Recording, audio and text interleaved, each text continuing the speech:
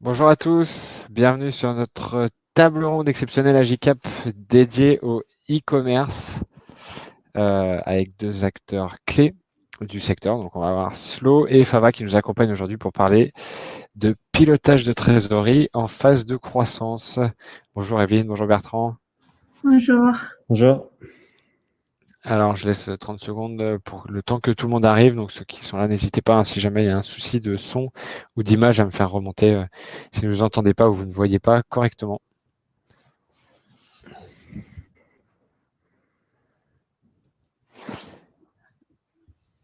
Ok, bon, a priori, pas de souci. Alors, on va démarrer cette table ronde. Donc, l'idée aujourd'hui, c'est vraiment de parler, donc, déjà de se concentrer sur un secteur, hein, le e-commerce. Pas besoin de réexpliquer ce que c'est. Je pense que tout le monde sait de quoi on parle. Mais on va se concentrer vraiment cette fois sur la trésorerie, donc le pilotage de trésorerie pour une entreprise en croissance. Donc voilà, comment gérer ses flux quand finalement l'activité s'accélère et être capable de maîtriser tout ça pour assurer une croissance saine et pérenne. Petit rappel, donc voilà, la table ronde elle est enregistrée, vous allez recevoir le replay par mail automatiquement. Pour tout ce qui va être interaction, je vous invite à utiliser la colonne chat pour interagir avec ce qu'on dit, et si vous avez des questions spécifiques, les mettre dans la colonne questions et on traitera les questions à la fin de la table ronde. Voilà. On est ensemble aujourd'hui pour 30 minutes et on va pouvoir rentrer dans le vif du sujet très rapidement. Alors, moi, je suis Frédéric Bernard, je suis brand manager chez Agicap et c'est moi qui anime les webinars chez Agicap sur différents sujets. Voilà, je vais laisser Bertrand et Evelyne se présenter, nous parler rapidement un petit peu de vos aventures entrepreneuriales à chacun. Ladies first, peut-être. Ouais. Ça marche. Merci. Donc, moi, c'est Evelyne Kilpassé. Je suis la cofondatrice de Fava. Fava, c'est une marque de protection intime 100% bio, éco-responsable, très engagée. Nous sommes lancés le 8 mars 2019, donc ça fait 2 ans. Notre business model est double. On a toute la partie digitale e-commerce classique qui fonctionne par abonnement ou achat simple. Et nous avons aussi un parti pro, B2B, donc ça s'appelle Fava Pro, notre service. Et on installe dans les établissements publics et privés des distributeurs de dépannage. Donc, quand nous avons créé Fava, nous avons voulu un marque très, très engagé sur toute la chaîne de valeur. Donc, notre logisticien est une filiale d'Emmaüs qui lutte contre l'exclusion par le travail. Pour chaque achat, soit Fava Pro, soit Fava sur notre site internet, on reverse des protections à Féminité sans abri, qui est une association qui vient en aide à les femmes SDF en France. Donc, on est très naturel, très santé, très écologique et on prend soin des femmes, de leur corps, de la terre. Voilà. Ok, super. Merci beaucoup pour toutes ces précisions, c'est top. Bertrand. Oui, alors du coup, donc moi c'est Bertrand. Donc on a créé la société Slow avec mon associé, donc Fanny, en octobre 2019. Et donc, du coup, on propose donc des cosmétiques solides et accessoires durables et avec du coup des contenants rechargeables. Du coup, on propose toute une gamme donc, de savons, shampoings, déodorants solides, mais également aussi des pastilles de dentifrice et après des accessoires, donc brosse à dents et des Oriclean. Voilà, l'objectif, c'est d'avoir une gamme complète de soins et à usage nomade, ce que je disais tout à l'heure. Aujourd'hui, on passe par un producteur, un fournisseur qui est situé dans le Tarn, dans le sud de la France, qui est labellisé Nature et Progrès. Donc, il y a un label très coté pour ceux qui connaissent. Et on a un gros projet aujourd'hui, c'est d'ouvrir un atelier, de devenir en fait fabricant de nos savons, de nos futurs cosmétiques solides. Et donc, ce qu'on va voir aussi par la suite avec les enjeux de la trésor. Et voilà, donc on a un gros chantier cette année pour de passer côté artisan. Voilà. Ok, ça marche, merci. Bon, en tout cas, deux super projets particulièrement engagés, donc on est ravis Ravi de vous laisser la parole aujourd'hui pour nous donner un peu plus de détails sur votre manière aussi de piloter cette croissance-là d'un point de vue cash et comment vous êtes organisé à ce niveau-là. Alors, côté Agicap, juste petite précision, rapidement, pour ceux qui ne nous connaissent pas, dire qui on est, ce qu'on fait, et pourquoi on organise une table ronde sur la trésorerie. En fait, Agicap, on est un logiciel SaaS de gestion de trésorerie. Donc, on va venir automatiser votre gestion de trésorerie plutôt que de vous laisser la gérer avec votre bon vieux fichier Excel. Voilà, donc nous, l'idée, c'est qu'on va venir se brancher directement sur votre banque. On va faire remonter tous les flux automatiquement, on va les catégoriser automatiquement pour vous permettre de suivre en temps réel votre cash.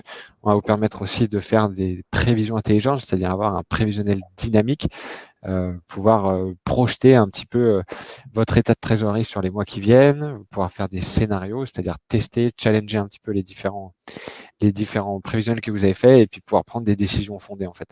Tester l'impact de ce que vous allez faire aujourd'hui d'un point de vue purement financier, trésorerie.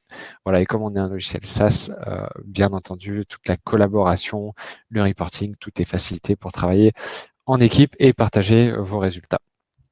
Voilà, donc Agicap, nous, on est là pour vous aider en fait à mieux piloter la trésorerie, à avoir ce qu'on appelle la culture cash, à finalement gérer son entreprise en tenant compte non pas de la comptabilité, mais vraiment de la trésorerie à proprement parler, le cash disponible et l'état de votre cash dispo dans les jours, semaines, mois à venir. Voilà. Alors, pour justement, au-delà de parler simplement de notre produit, on va plutôt laisser la parole à ceux qui sont sur le terrain, donc notamment Evelyne et Bertrand, tous les deux donc dans le e-commerce, dans le retail également, avec du coup des vrais enjeux de croissance. Donc vous êtes au début d'une grande aventure pour tous les deux. C'est tout le mal que je vous souhaite en tout cas. Et voilà, donc l'idée c'est vous avez déjà bien avancé, vous êtes en pleine accélération. Quels sont en fait vos enjeux et comment la trésorerie est clé en fait? Comment vous basez sur cette information-là? Evelyne, pareil, je te pose la question en premier. Alors, pour nous, je pense que comme toute start-up qui est en train de se formaliser, l'enjeu, c'est la croissance. Et donc, avoir la trésorerie qu'on a besoin et la visibilité de quelle trésorerie on a besoin pour accompagner cette croissance, c'est vraiment clé. Surtout que quand on est en phase des croissances, je dis croissance beaucoup, mais quand on est dans cette phase, on a besoin en fait de réinvestir beaucoup et donc c'est structuré, c'est super important. Donc nous, par exemple, on a un jeu, c'est notre mission, c'est l'allié de l'intimité des femmes. Donc on est en train de lancer des nouvelles gammes de produits différentes. On est en train de tester un 3e canal de distribution. Et donc, pour vraiment avoir la visibilité et aller chercher ces enjeux trésorerie, on a carrément utilisé Agicap où on a mis notre scénario avec notre BP. Et en face, on a mis exactement tout ce qu'on voulait chercher. Et ça nous a permis 2 choses. Un, nous professionnaliser, gagner beaucoup de temps et d'agilité. Parce que surtout quand on lance un startup, on doit faire un peu tout, même si c'est pas notre expertise. Et donc, du coup, avoir un logiciel qui nous permet de cadrer ce type de choses nous permet d'avoir un regard plus professionnel avec un reporting qui est super clair. Et ça nous a permis, par exemple, chez Fava, d'aller chercher les financements nécessaires pour aller accompagner la croissance qu'on cherche. Et donc, du coup, c'est très concrètement un exemple qu'on vient d'utiliser avec Agicap en mettant notre bébé en face les enjeux trésor qu'on a et puis aller chercher les financements nécessaires d'une façon très structurée. Ok, et c'était une. Ouais. Si, c'est très clair. En tout cas, ces rapports de trésor, c'était une demande de votre banque ou c'était à votre initiative? Non, c'est même pas forcément la banque. C'est vraiment aller chercher des financements. Il a aujourd'hui plein de choses, organismes, la levée, il a plein d'autres choses. Mais simplement, c'est structuré. Donc, le BP est fait sur 3 ans, donc ça te donne une grande visibilité. Tu poses tes scénarios sur les 3 ans à venir et comme ça, on dit, bon, on a tel moment, on a besoin de ça, si on veut faire ça, à ces moments, à 1+2, à 1+2, à 1+3. Et donc, du coup, ça nous a donné beaucoup, beaucoup de visibilité. Et oui, évidemment, si on va voir notre banquier, tu imprimes les rapports, les reportings, et c'est très, très clair. Donc voilà. Donc, c'est un mix, je pense, en fonction de ça que tu as besoin. Mais c'est un logiciel, en tout cas, qui permet très simplement de pouvoir voir les choses très clairement et te projeter même sur le long terme. Ok, ça marche, hyper clair. Bertrand, côté slow? Ouais, alors nous, de côté, on a, donc, comme je le disais en intro, on avait un enjeu aujourd'hui, donc, d'ouvrir notre atelier donc, de production. Et par ça, en fait, on va réaliser un emprunt bancaire. Et donc, Agicap, ça nous a vraiment permis justement de développer plusieurs scénarios justement en fonction de l'emprunt, justement par rapport à la situation qu'on vit tous actuellement. On a en fait changé de stratégie parce qu'à la base on devait proposer un côté boutique avec le local, donc avec du coup enfin une stratégie totalement différente. Là, du coup, avec ce qui se passe, on s'est projeté essentiellement sur l'ouverture d'un atelier, donc du coup en dehors de Lyon, parce que voilà, je l'ai pas dit, mais du coup on est situé à Lyon. Et du coup, ça nous a amené à revoir toute notre l'emprunt bancaire et du coup de créer voilà un scénario totalement différent avec un BP différent. Et avec justement Agicap, ça nous a permis de voir directement la différence, où est-ce qu'on devait justement réaliser les prêts et voilà le matériel, les travaux dont on avait besoin à effectuer. Et donc ça, c'était top pour ça. Et également aussi niveau plan de trésorerie. Donc c'est ça qui est bien aussi avec Agicap, c'est que ça nous permet en fait directement d'exporter en fait un plan de trésor déjà qui est tout bien éclairé et tout établi en fait sur chaque année du plan. Donc ça nous permet de gagner du temps en fait là-dessus aussi sur toute les documents à préparer en amont pour le rendez-vous auprès des banques. Voilà. Ça marche, ok. Bon, du coup, on mange un a petit peu sur la question, à... la question qui suit. Non, mais il n'y a pas de souci. En tout cas, déjà, ça donne une idée de comment Agicap a pu vous aider à faire, à suivre en fait cette culture cash un petit peu. Mais avant juste d'en revenir à Agicap, est-ce que avant Agicap, vous aviez déjà cette culture cash en fait? Comment vous étiez organisé pour suivre en fait est-ce que vous étiez plutôt du genre à regarder la banque, à regarder votre solde bancaire à la fin du mois, ou est-ce que vous aviez déjà chacun un suivi particulièrement précis du cash dispo pour voir où vous en étiez et éviter les surprises? Bertrand. Merci. Du coup, non, en fait, à vrai dire, j'ai connu Agicap, heureusement, assez tôt en fait.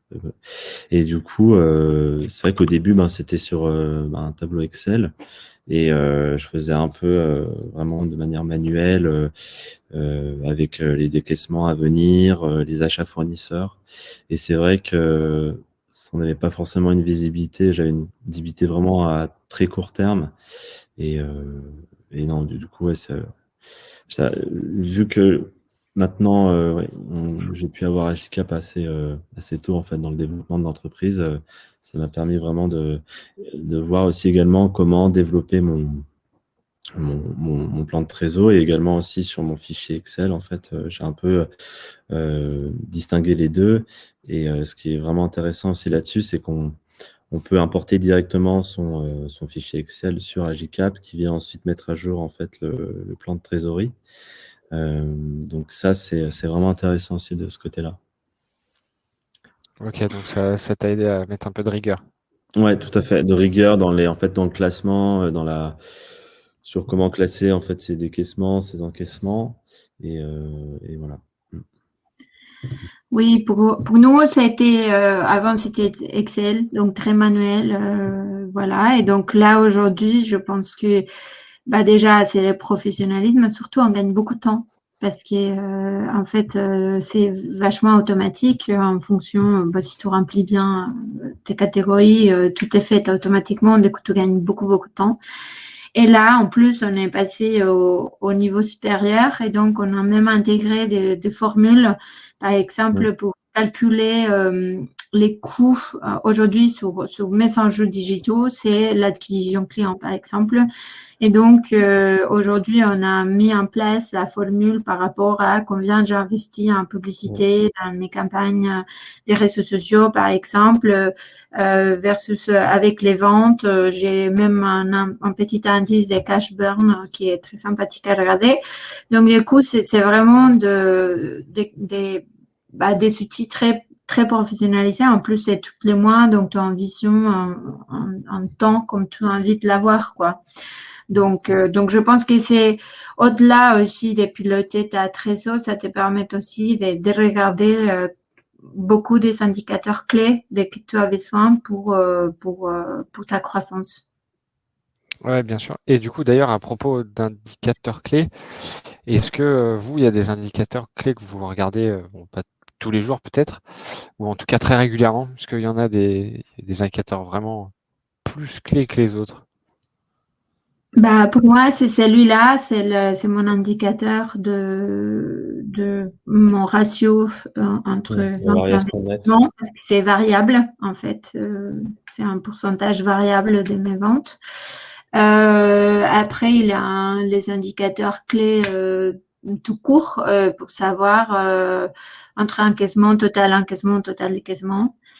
Et ce type d'indicateur comme ça. Et puis mon ratio des cash burn, qui c'est intéressant en tout cas pour moi. Et puis là, on vient de mettre en place un indicateur sur la marge brute. Parce qu'on est en train de changer de fournisseur et de faire des tests. Donc, ça, c'est intéressant aussi. Donc là, on vient de mettre en place, donc je ne peux pas dire encore à fond l'utilité, mais je pense que ça va être super. Ouais. Ok, top. Et toi, Bertrand, il y a certains indicateurs spécifiques? Alors justement, on a fait l'importation. Donc justement, on a mis en place également des phases de calcul automatique, ce qu'on peut faire également sur Excel, mais du coup, on peut le reporter sur Agicap, notamment sur le prévis en B2C, notamment de notre côté. Et donc ça c'est top. Au niveau indicateur, en fait, j'ai pas encore eu le temps de mettre des indicateurs clés sur ce que j'ai également sur de l'autre côté, de mon côté Excel.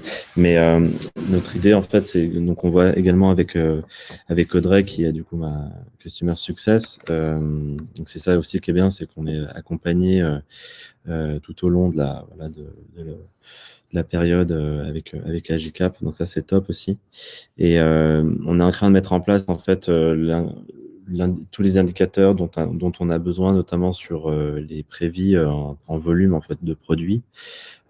Pour ensuite, l'objectif en fait, c'est d'importer toutes mes datas que j'ai en fait sur mon fichier Excel, à savoir donc le prévis volume par produit en fait, le prévisionnel produit en volume et en prix. Donc tout ça en fait à importer sur Agicap. Pour l'objectif, c'est de ne plus utiliser en fait Excel et de vraiment passer uniquement sur Agicap. Donc ça, c'est aussi l'enjeu dont on va avoir besoin, enfin, voilà, l'objectif de cette année. Et puis, ce que m'a dit également Audrey, c'est que c'est un outil qui sans cesse évolue, et c'est vrai qu'on le voit au fur et à mesure avec les nouvelles features qui arrivent.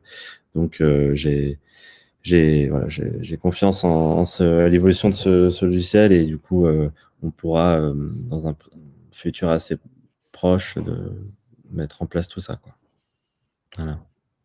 Ok, ça marche. Non, hyper clair. Bah, En tout cas, c'est vrai que le pilotage au ratio, nous, c'est ce on a tendance à le pousser plutôt pas mal dans le sens où voilà, l'avantage c'est que à travers un GCAP ou même sur un suivi Excel aussi, on a accès à la donnée et il faut bien entendu surligner certains points pour pouvoir se piloter et aller régulièrement suivre ces indicateurs. En tout cas, voilà, nous c'est ce qu'on conseille fortement. Oui.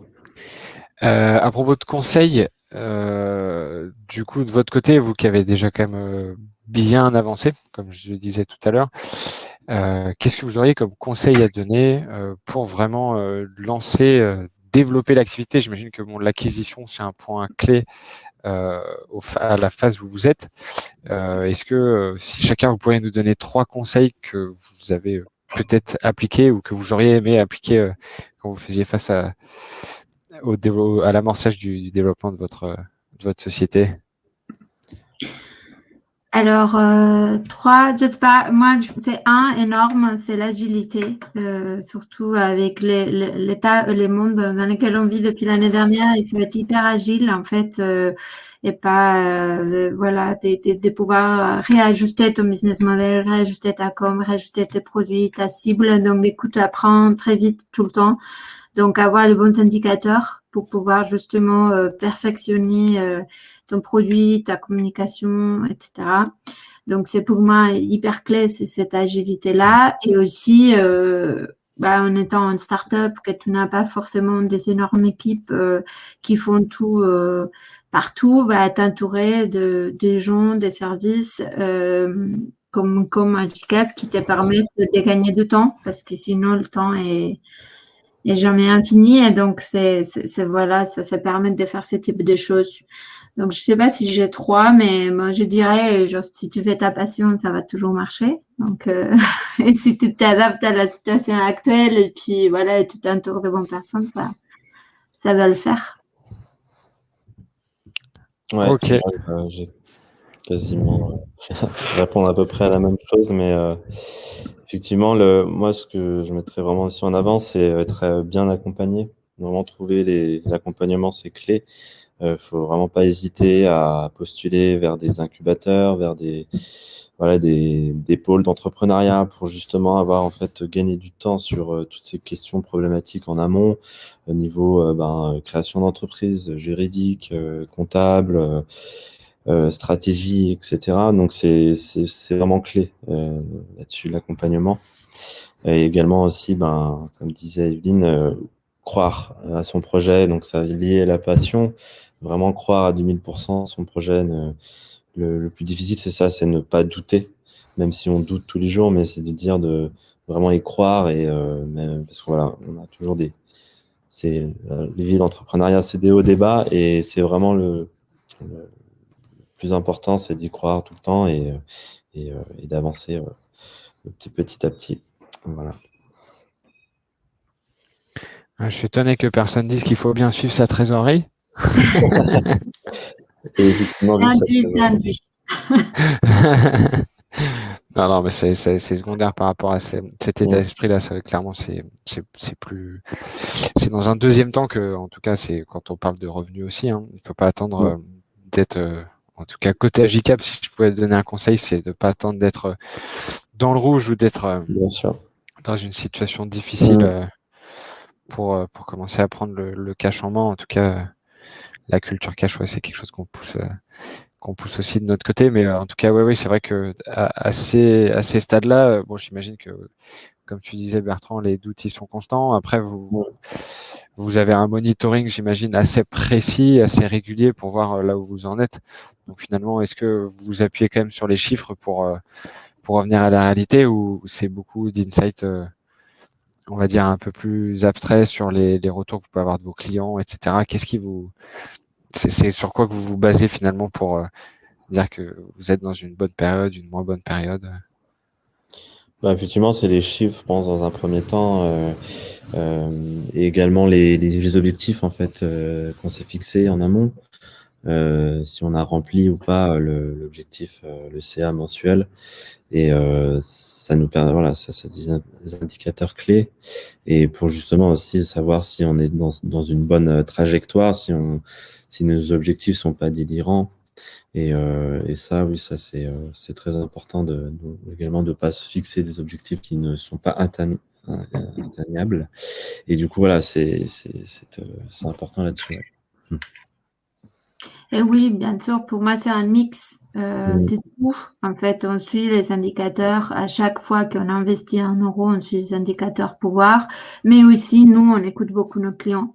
À fin de compte, c'est les utilisatrices. Donc du coup, on essaye de parler avec elles, de faire des focus group, d'avoir leur feedback. Ça, c'est super important. On écoute nos clients pro. Donc voilà. Donc, c'est un mix de tout qu'il faut suivre tout le temps, constamment, en fait. Hein. On peut Ça pas marche. dissocier les chiffres des tout. Bien sûr. Et du coup, pour revenir juste un peu, j'avais une petite question pour vous par rapport aux chiffres précisément. Forcément, qui dit croissance dit aussi décaissement assez important. Je sais que, en fait, nous, on conseille souvent de catégoriser vraiment précisément vos postes de revenus, mais aussi vos postes de dépenses. Est-ce que vous pouvez nous dire un peu comment vous avez catégorisé en fait, que ce soit les encaissements, les décaissements, alors pas trop précisément, mais est-ce que vous avez fait des grandes familles pour pouvoir identifier certains, on va dire certains postes vraiment plus importants que d'autres? Niveau décaissement, en fait, il y a un travail vraiment en amont aussi sur la hiérarchisation, justement la structure à réaliser. On a tendance au début à trop, je dirais, à trop distinguer et à trop aller dans le détail. Et en final, ça nous fait perdre plus de temps qu'autre chose. Donc l'idée, c'est vraiment de catégoriser en créant également des sous-catégories, mais pas en créant des sous, parce qu'après, on s'y perd assez rapidement.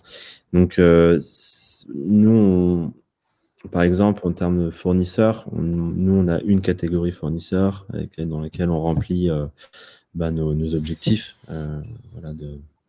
d'achat. Et ensuite, on va retrouver les différentes familles classiques donc de prestataires, marketing, rémunération, banque, voilà. Et ce qui est bien aussi, c'est qu'il y a la TVA qui calcule automatiquement, donc ça nous donne aussi un prévis sur la TVA à régler, parce que nous on est en régime mensuel, donc c'est important aussi qu'on ait ce prévis là-dessus aussi. Parce qu'on a tendance à l'oublier. Ouais.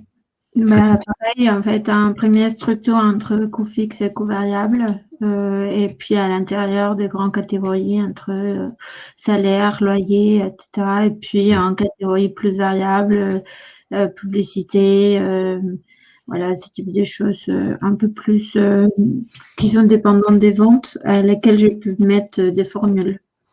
Voilà. Et sur les ventes, moi, mes catégories, c'est en fonction de mes canaux de distribution. Ok, ça marche. Ouais. Moi, Ouais, je distingue j'imagine. le B2B et B2C dans les encaissements. Ouais. Et le B2C est relié à une formule, effectivement, via les investissements qu'on met en com. C'est ça.